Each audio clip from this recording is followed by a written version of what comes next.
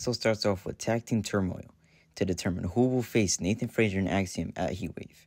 The first two teams are Malik Blade and Idris Enofe and New Catch Republic.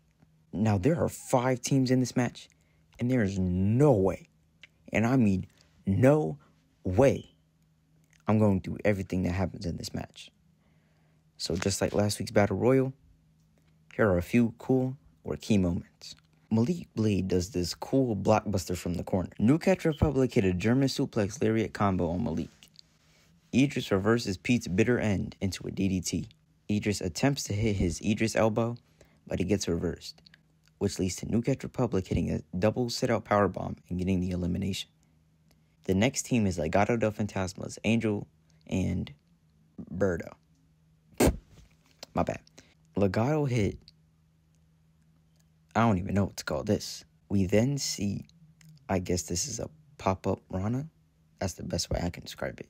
Apollo Crews, who's been having issues with Legado on SmackDown for weeks, comes out and distracts Angel and Birdo, which leads to Tyler Bate hitting the Tyler Driver 97 and eliminating Legado del Fantasma. The next team to come out were the Good Brothers, Carl Anderson and Luke Gallows, who absolutely destroy Pete and Tyler, but doesn't attempt to pin someone for some reason.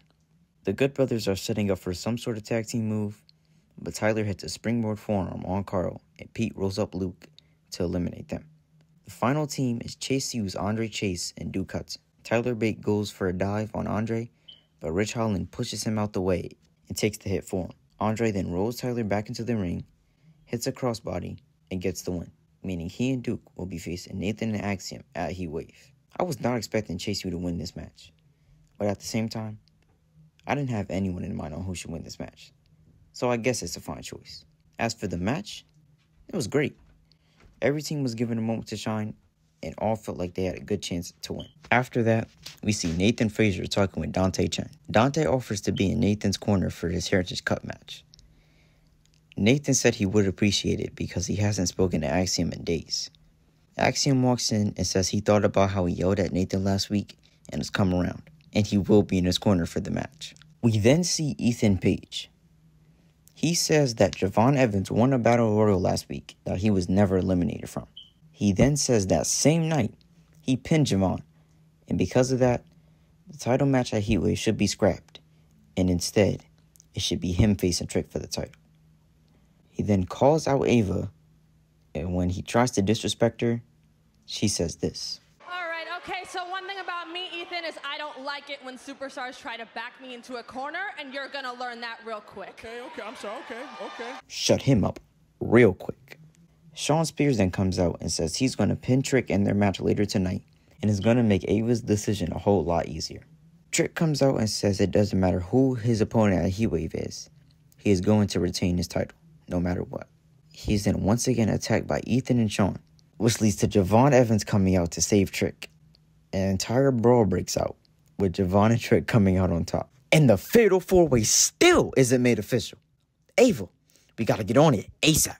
We then see Rich Holland backstage, who is confronted by New Catch Republic about interfering in the match.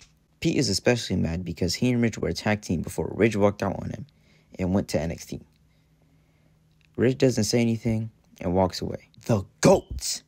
Hank and Tank then walk up and ask for a match against New Catch Republic. Tyler agrees to the match, meaning that next week, it will be New Catch Republic versus Hank and Tank. DJ, you already know what to do.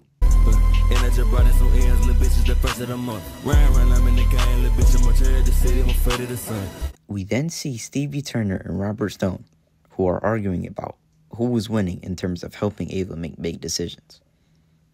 That's it. Bye. The next match was Wesley versus Joe Coffey. The match ends after Wes hits the cardiac kick on Joe and gets the win. After the match, Obafemi comes out and makes their match official for Heatwave. I already said last week how this is going to be a banger, so moving on. We then see that Rich Holland and Duke Hudson are still keeping secrets from Chase. The rest of Chase U comes out, and they're excited because they are all on the same page. Andre says next Sunday, he and Duke will become 2-time NXT Tag Team Champions. Yeah, they won the title for like a week back in October. It really doesn't matter. The next match was the Heritage Cup title match with the champion, Tony D'Angelo, taking on one half of the NXT Tag Team Champions, Nathan Frazier. The first round ends after Nathan runs the ropes very quickly, then rolls Tony up to get a point. The second round ends after Nathan runs at Tony, but gets caught and Tony hits a spinebuster, earning a point. At the end of round 5, Nathan hits a Phoenix Splash, but the round ends before he can get a pinfall. The match officially ends in round 6 after Tony hits another spinebuster to get his second point, winning the match. This match was great, very fast-paced, and these two were evenly matched throughout. So far, Tony's reign as Heritage Cup champion has been pretty good. Backstage, we see Trick Williams and Javon Evans. Javon offers to be in Trick's corner for his match against Shawn Spears. Trick says no and says Javon needs to focus on their match at Heatwave. And he also says he's pretty cautious of people saying he has his back, and he's still got PTSD from what happened with Carmelo Hayes.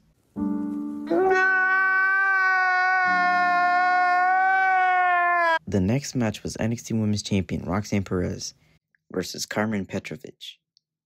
But before the match can officially begin, Lola Vice comes out to be on commentary. The match ends after Roxy hits the Pop Rocks on Carmen.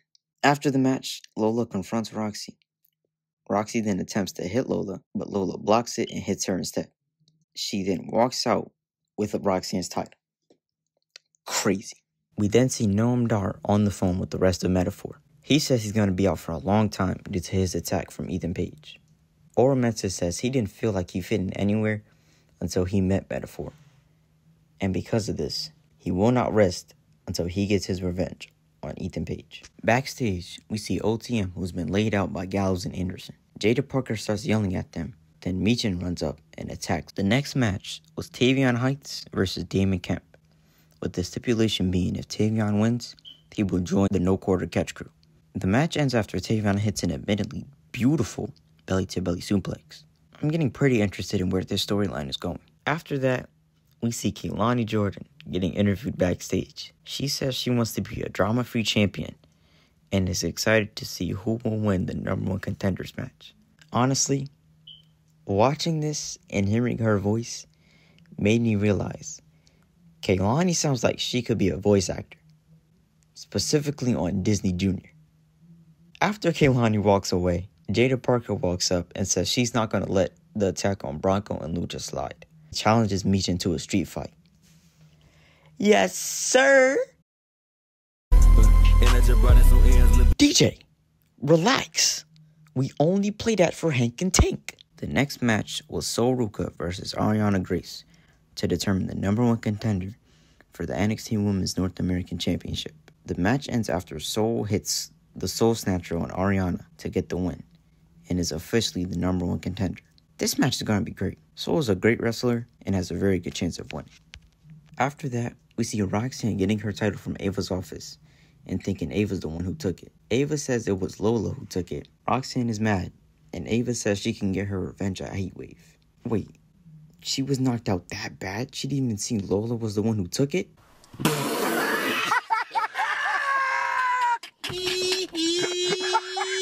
The main event was the NXT champion Trick Williams versus Shawn Spears, with Ethan Page on commentary. The match ends after the drunk Brooks Jensen, I haven't brought him up because this is the only time he's done something important, hits Trick with the announce table cover, which leads to Shawn rolling him in the ring, hitting the C4, and getting the win. After the match, we cut backstage where we see Ava, Stone, and Stevie. Stone and Stevie ask what is Ava gonna do, and Ava responds by finally making it official. Fatal 4-way at Heatwave. This was a great episode. A bunch of matches were announced for Heatwave. Tag Team Turmoil was great. We're getting a street fight next week. And of course, Hank and Tank are finally coming back next week.